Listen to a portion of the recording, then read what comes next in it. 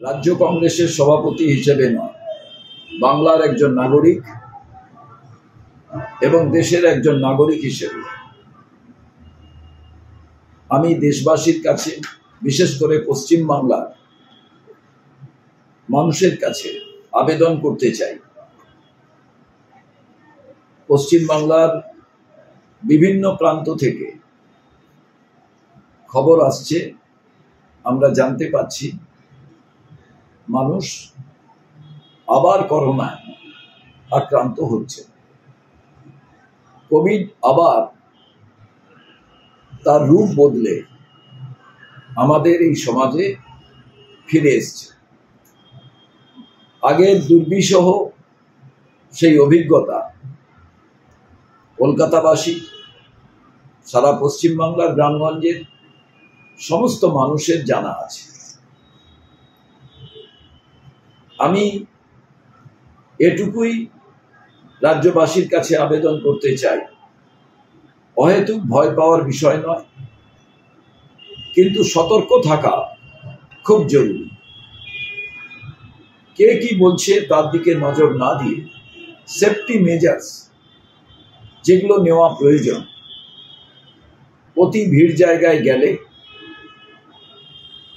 অন্যের সংস্পর্শে এলে আপনাকে মাস্ক পরবেন কি পরবেন না, তার থেকেও বড় প্রশ্ন যে আপনি কারুর সঙ্গে যখন কথা বলছেন বা অন্য কেউ কথা বলছে আপনার সঙ্গে, তখন নিজের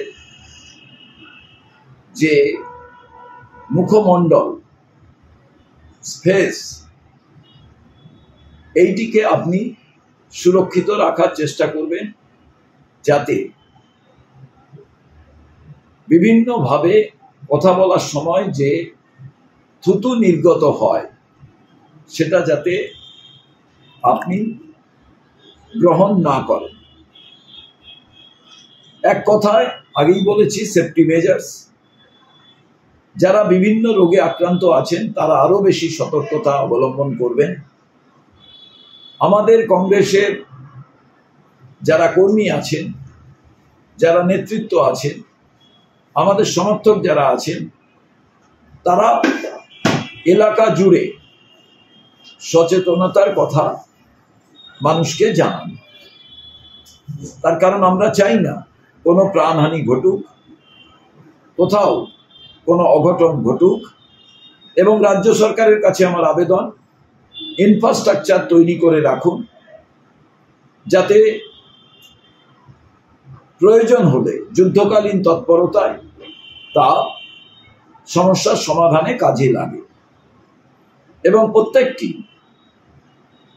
জেলা হাসপাতাল থেকে শুরু করে একেবারে রাজ্য স্তরে যে নামী হাসপাতালগুলো আছে এবং বিভিন্ন নার্সিংহোমকে সরকার নির্দেশ দিক, অহেতুক ভয়ের বাতাবরণ নয়, কিন্তু এলাকা জুড়ে সচেতনতা যাতে থাকে। একদিকে আমরা দেখছি যে ডেঙ্গুরও প্রকোপ বাড়ছে, আর একদিকে বিভিন্ন রাজ্যে যেমন কোভিডের মানুষ আক্রান্ত হচ্ছেন, পশ্চিমবাংলার সংখ্যাও বাড়ছে। সেই জায়গায় আমাদের সচেতন থাকতে হবে। রাজনৈতিক দল হিসেবে আমাদের অনেক দায়িত্ব আছে। সেই দায়িত্বটা আমাদের কর্মীরা, আমরা দেখেছি যখন ভয়ঙ্কর মহামারীর আকার কোভিড নিয়েছিল, আমাদের নেতা কর্মীরা রাস্তায় নেমে তারা সমস্ত রকম যে ভয় ভীতিকে দূরে সরিয়ে নিজেদের প্রাণকে তারা বাজি রেখে তারা মানুষের সেবায় নিয়োজিত হয়েছিলেন।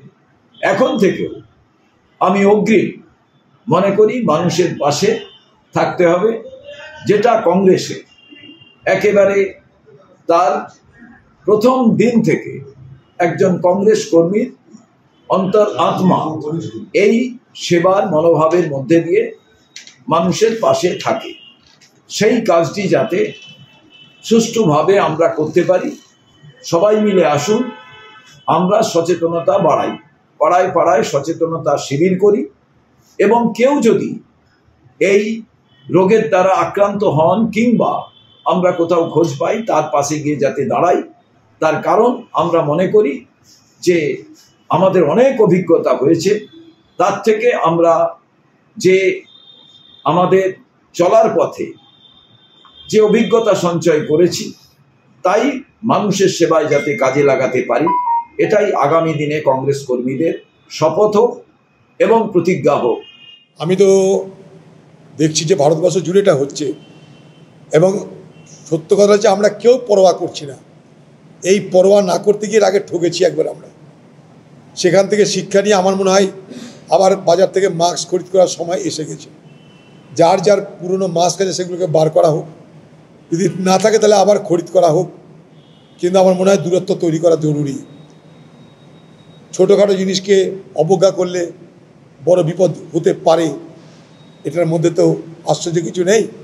প্রথমবার যখন করোনা হয়েছিল সারা দেশের মানুষ সেটাকে গুরুত্ব দেয়নি, ফলে যখন করোনার সেকেন্ড ওয়েভ এলো তখন লক্ষ লক্ষ মানুষের মৃত্যু হলো। সেইটাকে মাথায় রেখে এটা নিয়ে সতর্ক হওয়া উচিত। আমাদের ভিডিও ভালো লাগলে লাইক এবং শেয়ার করুন, কমেন্ট সেকশনে গিয়ে জানান আপনাদের মতামত। আরও ভিডিও পেতে আমাদের চ্যানেল সাবস্ক্রাইব করুন এবং প্রতি মুহূর্তে খবরের আপডেট পেতে প্রেস করুন বেল আইকন।